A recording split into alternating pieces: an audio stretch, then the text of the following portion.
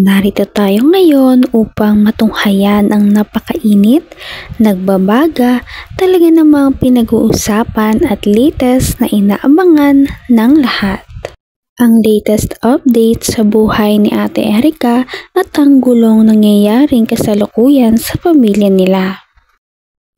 Meron na namang isyong nangyayari dahil sinasabi na ang lola ni Erica na si Lolo Miguel ang may kasalanan kung bakit nagbibisyo si Erica at kung bakit ito umalis sa Kalingap team. At ito din daw ang dahilan sa mga nangyayari ng lahat. Hindi natuloy yung apo, pinabayaan sila.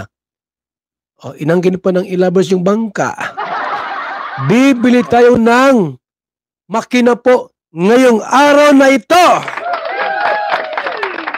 Gulat kayo, no? Salamat kay Ate Christy. Ang bait ni Ate Christy, ano? Pera, nagmumukha ka mo, pero hindi po natin alam saan naman talaga sila sa buhay na ganyan, no? Ito, ano lang ako, ha? Medyo, sa nangyayari, dahil sa dami ng mga gusto mag-sponsor, merong mga tao na nagpapanggap sila yung collector, bumubuo ng team. Halimbawa, Team Lolo Migs. O yan. Joke lang yun, ha? Makimaniwala, joke lang yun. Abangan nyo po yung vlog natin kung totoo. Lolo Migs. Tapos, may mga collector dyan. Bubuo na samahan. Tapos, ayan na, ano na sila. Kaya binabas kayo agad, ay. Para niwala. Basta daw kayong mapaniwalain. Ang baga na. Merong isa, itong nire-reaction ni Kuya Bat. Yung isa kasama niya, na admin. Sino? Yero binili na 21,000 lang yung yero nila Erica. Ang lista, 26,000. Hey! May kupit daw. Maritis kang ano bupil yan? Igo ka ng black and white?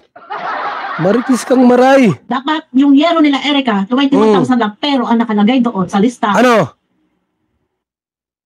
Ay, nagtago na po si Bupil, oh. Ilabas mo. Ay, commercial pala, commercial. Replace 1 meal a day with century tuna salad, bread. Tanong ko yan kay Lolo Miguel. 26,000. O, di ba? May patong na 5,000. Saan nilagay? Sa bulsa. Oh. Anong issue yan? Ano yan? Sino ang nagbulsa ng 5,000 Bupil vlog? Sino ang nagsabi sa'yo? Maritis kang maray. Wala ka sa hulog, Mamaya, ito lang, kaya ako nagdaganito. Sige, tuloy mo lang. Meron na naman, Lolo Migs supporters.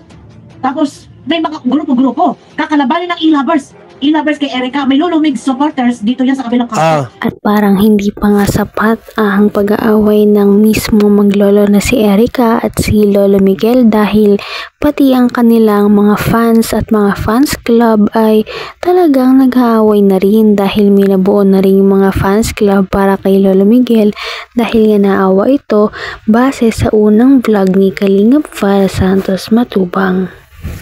Siyempre mayaman yun, ay. Sino po ang umayag sa bahay na nagkakahalaga ng higit 1 milyon? Kayo lang po. Bakit kayo umayag?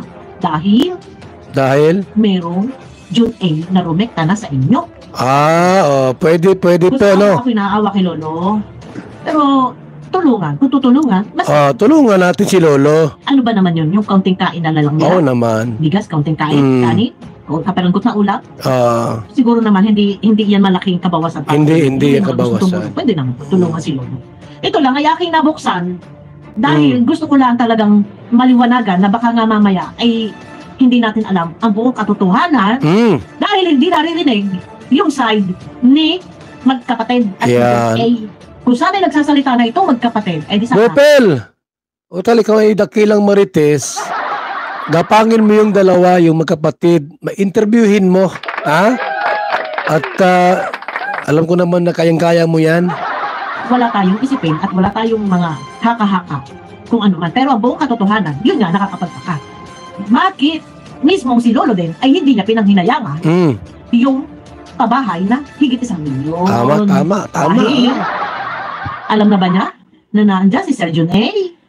Hindi man lang nakita o wala lang bakas sa mukha na merong panghihinayang. Ano po sa palagay ninyo? Tanong ko lang, sana kayo guys. Ano po sa palagay ninyo? Ito ba ay kinonsinte ni Lolo? Question mark po.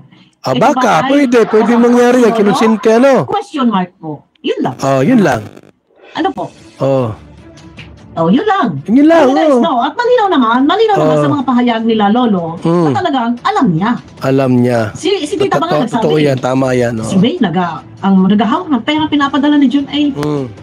Nakabili ng NMAX, nakabili ng tricycle, nakabili ng kung ano-ano pa.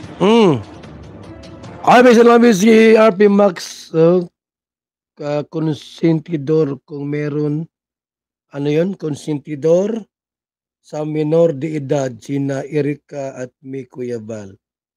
Konsentidor kung minor de edad, sina Erika at May Cuyabal. Pwede, pero matanda na po sila. May sariling desisyon. Yun lang. Yun lang. Alam nila. Kung bata pa, no? Kung minor de edad. Matanda na pala. Sinasabi nga ng mga fans na responsable din si Lolo Miguel sa ugali ng kanyang apo na si Erika at sa pag-alis nito sa poder ng Kalingap team dahil siya din naman daw ang naghahawak dati ng pera at dapat ay pinagsabihan niya daw si Erika sa kanyang mga gagawin dahil bata pa raw ito kaya naman kulang daw ito sa pagpapayo. Andiyan si Lolo. No? Kaya lang, hindi nga natin alam kung ano talagang bukang tuhanan. Siya nga kung naman. Ito ba ay kinonsente talaga ni Lolo o naging kasama si Lolo. Hindi, sabi ni RP Max, matanda na raw sila May at saka si Erika. Yun, wala tayong magagawa. Ay, nandyan, common na po yan. Yung mga problema ganyan sa isang pamilya. No?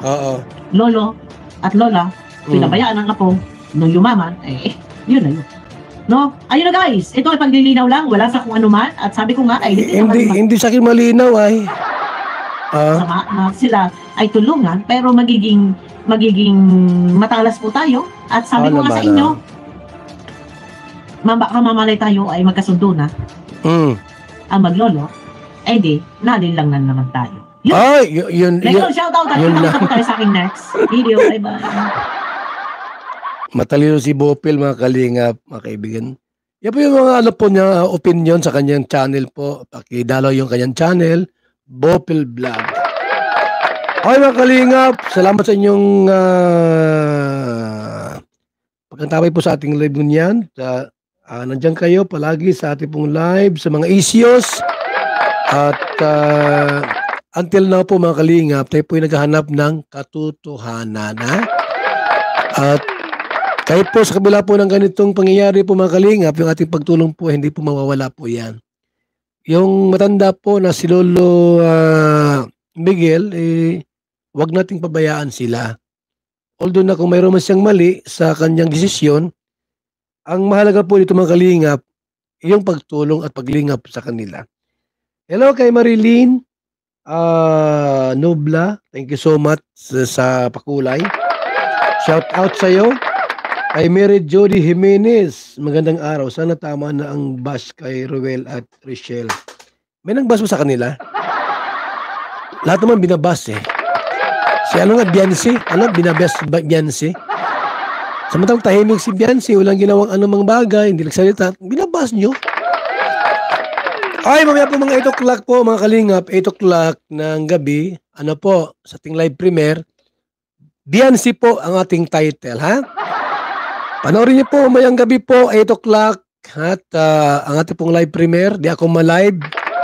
Live premiere po, yung mga AIDS dyan ay dapat magpakulay kayo. Mahirap gumawa ng film.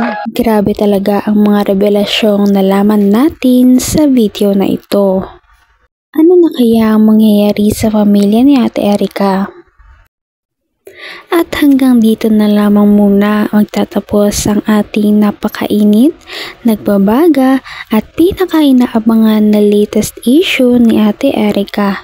At yan ay pagpapatuloy natin sa ating mga susunod na video. Hanggang sa muli, maraming salamat sa panonood. Bye!